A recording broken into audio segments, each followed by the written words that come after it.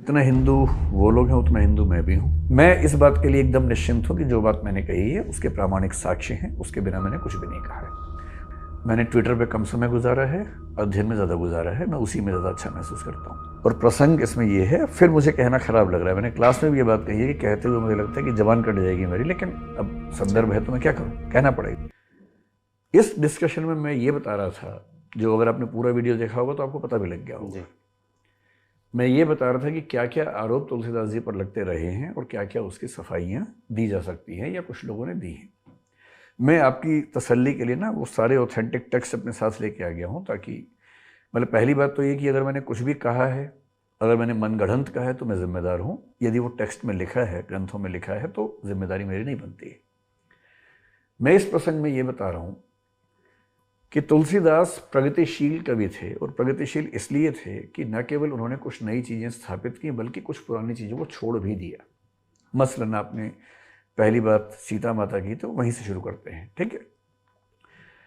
प्रसंग मैंने जो बताया वो ये है कि श्री पुरुषोत्तम अग्रवाल का एक लेख है जी। और मैंने उस लेख का संदर्भ दिया। पुरुषोत्तम अग्रवाल ऐसे वैसे अध्यापक नहीं है, वो मतलब 30-40 साल की उनकी रिसर्च है। JNU के प्रोफेसर रहे हैं और साथ में UPSC के मेंबर रहे हैं। तो UPSC के मेंबर होने का मतलब है कि हम जनरली ये फॉलो करेंगे कि अगर उनकी कोई बात है तो उसको हम ठीक मान के चलेंगे। ये उनकी किताब है संस्कृति वर्चस्व प्रतिरोध, इस नाम से। इस किताब में एक लेख है शूद्र पशु नारी, अगर आप देखना चाहें तो ये भी देख लें। और इसमें से मैंने इसमें से पढ़ा था, क्योंकि मैंने संस्कृत में ना रामायण पढ़ी थी ना महाभारत पढ़ी थी, मैंने इस किताब से पढ़ा था। और इस किताब में जब मैंने पहली बार पढ़ा मैं खुद चौंक गया कि ऐसा संदर्भ कैसे है।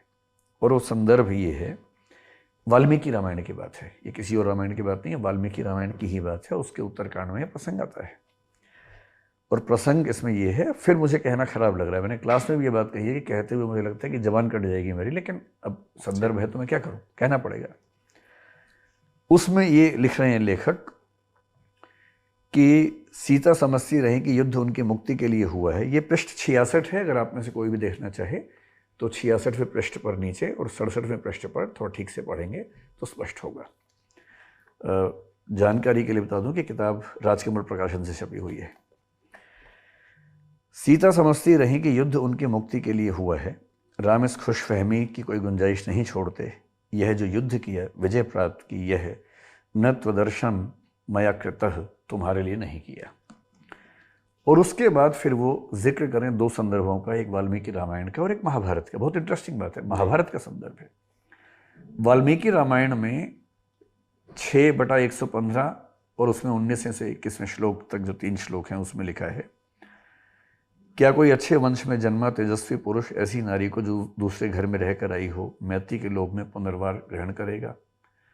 और आगे कुछ कठोर बातें, जिसके बाद अंत में ये कि मैंने तुम्हारा उद्धार किया है, मेरा उद्देश्य सिद्ध हो गया, अब मेरी कोई आसक्ति नहीं, तुम्हारी जहाँ इच्छा हो चली जाओ। ये वाल्मीकि रामायण का प्रसंग है।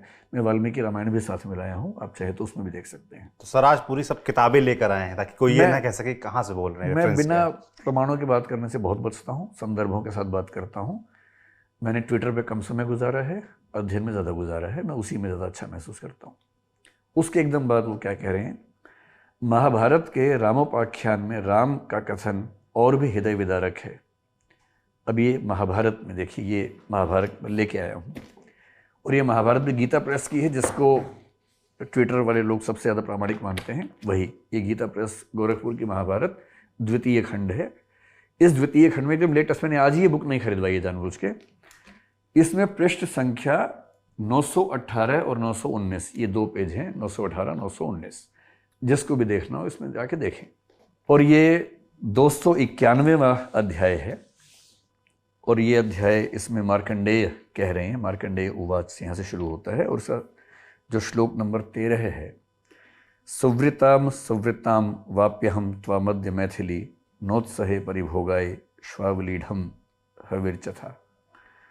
हविर्यथा। सॉरी, अब इतना खराब है कि मुझे बोलते हुए फिर उतना ही खराब लग रहा है। मिथिलेश नंदिनी, तुम्हारा आचार विचार शुद्ध रह गया हो अथवा अशुद्ध, अब मैं तुम्हें अपने उपयोग में नहीं ला सकता। ठीक उसी तरह जैसे वही बात की जो कुत्ते के चाटे हुए भविष्य को कोई भी ग्रहण नहीं करता। यही बात पुरुषोत्तम जी ने अपने लेख में लिखी थी, इसको कोट करते हुए। अब सवाल है कि हम क्या करें। यूपीएससी में प्रश्न ऐसे पूछे जाएंगे कि स्त्री विमर्श के परिप्रेक्ष्य में तुलसीदास का मूल्यांकन करें, दलित विमर्श के परिप्रेक्ष्य में मूल्यांकन करें। स्त्री विमर्श की बात करते ही इसको कोट किया जाता है कि ऐसा रामायण में था। और महानता क्या है तुलसीदास की? तुलसीदास जी ने रामायण के उन प्रसंगों को छोड़ दिया जो रामायण में थे और ठीक नहीं थे। सीता परित्याग, सीता के परित्याग की कहानी हर बच्चा जानता है भारत में। बहुत इंटरेस्टिंग बात है कि वो तुलसीदास की रामचरितमानस में नहीं है, वो रामायण में है, वाल्मीकि रामायण में है और उत्तर रामचरित में है, लेकिन रामचरितमानस में नहीं है।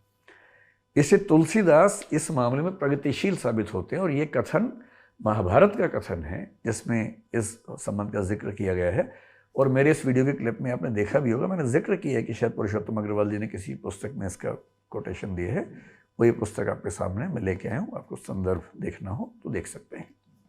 ये एक डिबेट हुई, मेरे ख्याल से पहली डिबेट आप इसी की बात करना चाह रहे थे, है ना? तो ये जो वीडियो सर 45 सेकंड का जो क्लिप शेयर किया जा रहा है, इस जो आपने बताया ये पूरी बातचीत इस विषय पर थी, इसी पर थी, लेकिन उसमें से काट के उतना ही शेयर किया गया। उस पूरी बातचीत के अंत में मैं ये कह रहा हूँ कि तुलसीदास प्रगतिशील क्यों हैं? क्योंकि तुलसीदास ने ऐसे संदर्भों को छोड़ दिए रामचरितमानस में जो परंपरा से चले आ रहे थे कि हे सीते, अगर तुम्हें लगता है कि युद्ध मैंने तुम्हारे लड़ा है तो तुम्हारी गलतफहमी है। युद्ध तुम्हारे लिए नहीं लड़ा है, युद्ध अपने कुल के सम्मान के लिए लड़ा है। और रही तुम्हारी बात, जैसे कुत्ते द्वारा चाटे जाने के बाद घी भोजन योग्य नहीं रहता है, वैसे तुम अब मेरे योग्य नहीं हो। संस्कृत के एक ग्रंथ में राम के मुंह से ये कहलवाया गया है। ये राम नहीं कह रहे, लेखक कह रहे हैं। लेखक लोग अपने मन की बातें चरित्रों के मुंह से कहलवाते हैं और छवि बनती है चरित्र की, छवि बिगड़ती है उसकी। तुलसीदास जी एकदम चुपचाप गोल कर गए इस पूरे मामले को। उनको पता था कि ये सब नहीं चलेगा, फेमिनिज्म पैदा होने वाला 3-4 साल बाद, और उस समय की महिलाएं बैंड बजा देंगी। हालांकि फिर भी ऐसी बातें महिलाओं के लिए कह गए हैं कि बैंड बजाने के लिए पर्याप्त कारण है। राम अच्छे बुरे का प्रसंग नहीं है, एक ही राम है। उन पर वाल्मीकि भी लिखते हैं, उन पर 9वीं शताब्दी में आके भवभूति लिखते हैं उत्तर रामचरित में, वो भी लेके आए। ये उत्तर रामचरित भी लेके आ गया हूँ आपके लिए जानबूझकर, ठीक है। इन्हीं राम की कहानी पर हम 16वीं सेंचुरी में देखते हैं तुलसीदास जी भी लिखते हैं रामचरितमानस। इन्हीं पर कृतिवास रामायण बांग्ला में लिखी गई है। इन्हीं राम की कहानी पर निराला राम की शक्ति पूजा लिखते हैं 1936 में।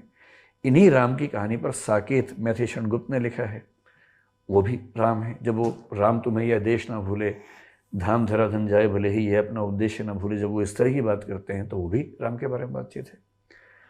ये सारी राम की कथाएं बदलती जाती हैं। फिर 20वीं सेंचुरी के मिड में संशय की एक रात में नरेश मेहता राम के संशय पर एक पूरी नई तरीके से प्रस्तुति करते हैं। अब सवाल है कि अगर हिंदी साहित्य में और हिंदी से पहले के साहित्य में भी राम की कथाओं में इतने वेरिएशंस आ रहे हैं और हमसे प्रश्न यूपीएससी में पूछा जाए कि राम को लेकर नई समीक्षा क्या बोलती है, समकालीन समीक्षाएं क्या कहती हैं, तो उसका जवाब क्या दें? जब तक हम संदर्भ न कोट करें तो फिर अंक नहीं मिलेंगे बच्चों को, तो मेरी क्या जिम्मेदारी बनती है? तो मैं इस बात के लिए एकदम निश्चिंत हूँ कि जो बात मैंने कही है उसके प्रामाणिक साक्ष्य हैं, उसके बिना मैंने कुछ भी नहीं कहा है। और ये मेरा भक्ति भाव नहीं है। मैं जब क्लास में होता हूँ तो मैं भक्ति भाव से क्लास नहीं लेता हूँ। क्लास लेता हूँ इस उद्देश्य से कि विद्यार्थी को क्या पता होना चाहिए, क्या उसको परीक्षा में लिखना है, न कि इस भाव से कि मेरे व्यक्तिगत विचार क्या हैं, मेरी व्यक्तिगत आस्थाएं क्या हैं। एक बड़ी इंटरेस्टिंग बात बताता हूँ आपको। जब से पिछले 8-10 दिन से सब चल रहा है, शायद 1-2 दिन में ज़्यादा बढ़ गया है जी, तो हम थोड़ा अभ्यस्त हैं इन चीज़ों के, क्योंकि पहले कभी अभ्यास किया नहीं है, आदत रही नहीं है। लेकिन इसका ये परिणाम हुआ कि हमारे घर में पहली बार लोग भयभीत हुए। मेरे घर के छोटे बच्चे भयभीत हुए और घर के छोटे बच्चों ने कहा कि अब घर से बाहर मत जाना, खतरा है। आस पड़ोस के लोगों ने कहा कि बाहर मत निकलना, खतरा है। ये मैंने पहली बार अपने जीवन में देखा है, पहली बार।